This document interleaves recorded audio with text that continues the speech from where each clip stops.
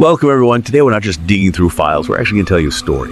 It's a really strange one, blurring the lines between dreams, what's real, and this whole online mystery that just pulled people in. Think escape rooms, online communities, and a young woman named Mary Jane Mendoza. Her life took this incredibly bizarre turn after just one Facebook post. It seemed innocent enough at first. So yeah, get ready. This is a journey into a mystery that unfolded online, post by post, interaction by interaction. And we want you to join us, try and piece together what actually happened here. Okay, so let's set the scene. The place is Breakout. It's a popular escape room over in the Philippines, pretty well known, solid reputation, and like a huge Facebook following. We're talking 345,000 likes. Big deal.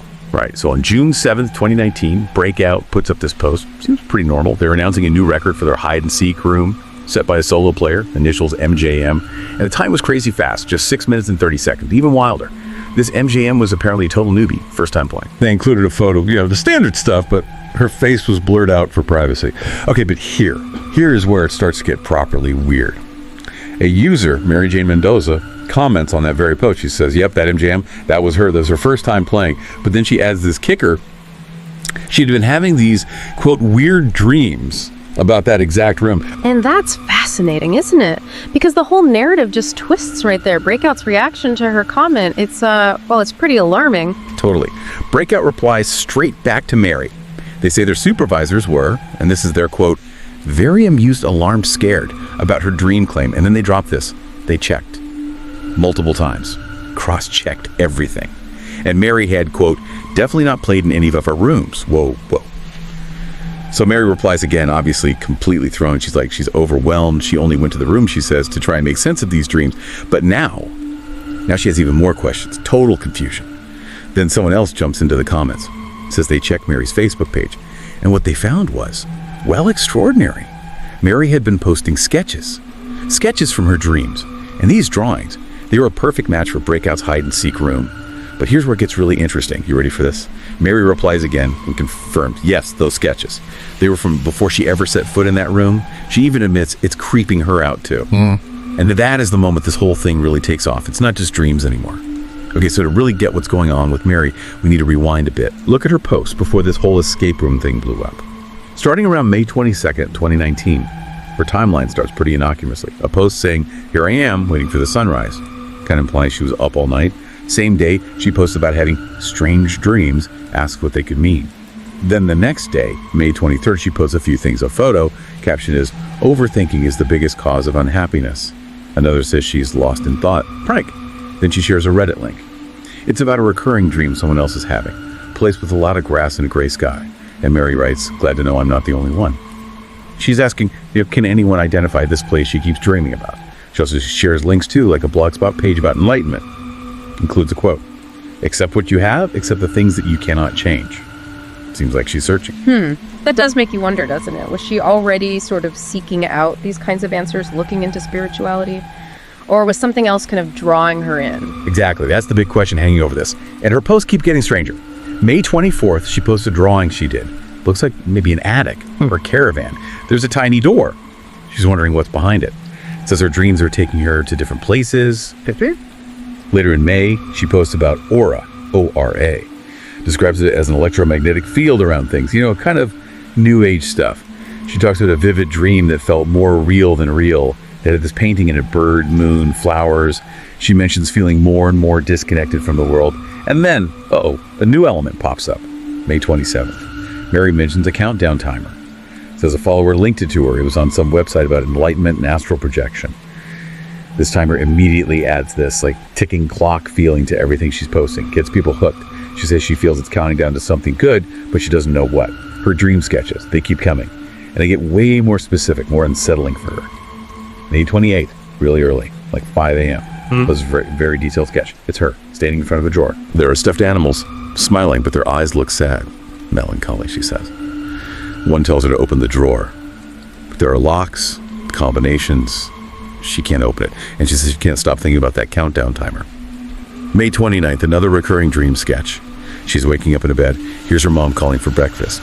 But she always wakes up for real before she gets to the door. Feels like deja vu, she says. Notes the timer's down to 10 days. End of May, early June. More sketches, a bit vaguer. some plants, an old TV that flashes an image of a child, then just static. June 2nd, back to the bedroom sketch. This time there were 2 dresses. Comes from a dream where she argued with her mom about what to wear to church. So June 2nd. Mary shows these sketches, these increasingly detailed drawings to her friends, and they tell her the drawings.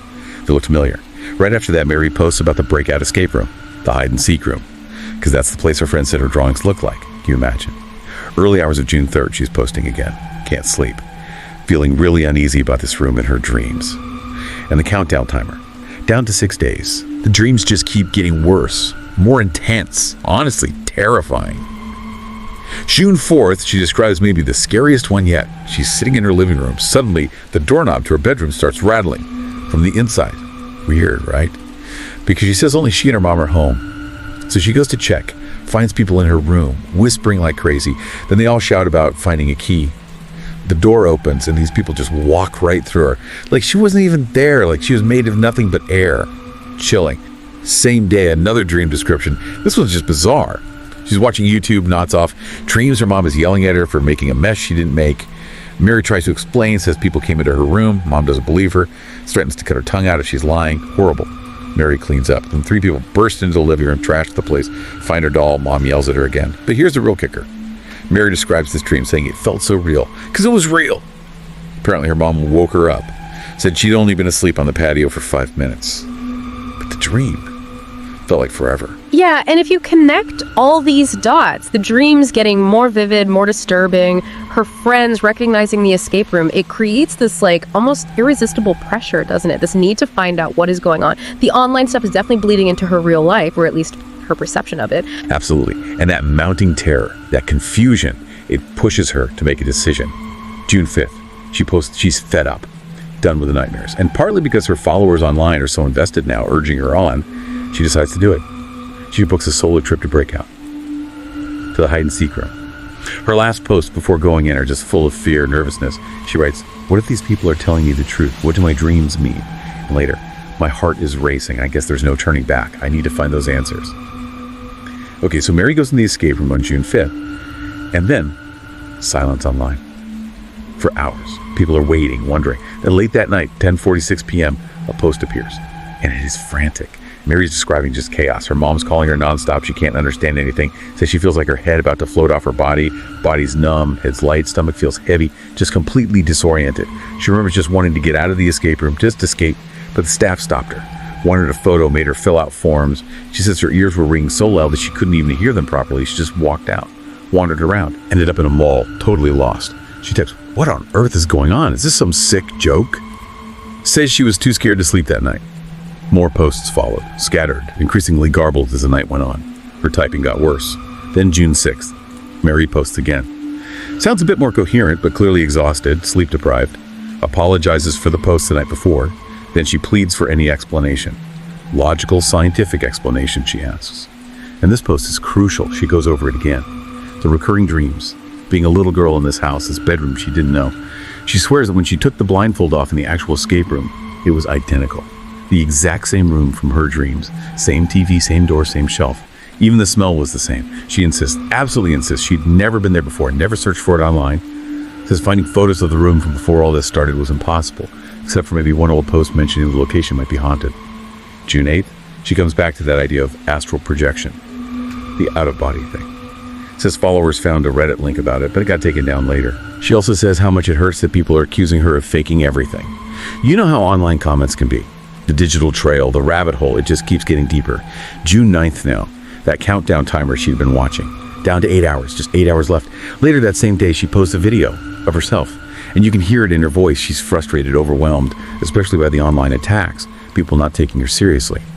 She explains that when the timer hit 0, some specific writing appeared. And from that writing, people managed to find an Instagram page. The handle was, "When I sleep, I walk." Creepy. Mary calls the account owner Sleepwalker. Says she has this gut feeling this person is behind everything, maybe even targeting her specifically. The video ends and she just sounds scared, full of dread. It ramps up again, June 11th. Mary wakes up frantic, realizes something about an earlier, nicer dream she'd had. She thought she saw red butterflies, but now she thinks, no, they were red moths. Moths, not butterflies. And she feels this sudden, really strong urge to just run away and hide. No explanation why. Then she finds a mysterious link in her bag. leads to a website. But any sense of calm is short-lived. An hour later, more alarming posts. Thinks she heard a noise outside her house. Goes to check. Post asking if anyone else can see a figure outside by the trees, or is it just her imagination running wild? Okay, now things move really fast. Between June 12th and 14th, it's like a whirlwind. June 12th, Mary posts she's sick of things, just fed up. Mentions finding a password for a zip file, wonders what ones and zeros means. Sounds like she's trying to decode something, maybe binary. She's working through some kind of code or puzzle someone left for her. Then later, a kind of vague status update. She says she's figured out where she needed to go, and adds, she's heading there right now. Where? No idea. 10:32 p.m. that night. She uploads one last video. In it, she just says, "We're okay, X marks the spot." That's it. But right at the end of the video, a QR code flashes up. Scan that code, and it leads to a message. Talks about locked files, and it says if you want the password for these files, you have to email Sleepwalker. And that's where the public story of Mary Jane Mendoza just stops, vanishes, we're left hanging. Where did she go? Who took her, if anyone? Why the dreams? Why that escape room? And that final instruction, email Sleepwalker, it really hammers home the key question here, doesn't it? Was Mary genuinely lost in some terrifying mystery, or was she perhaps unknowingly just playing her part, following a script? Exactly. Now let's finally pull back the curtain for you, because someone did dig deeper.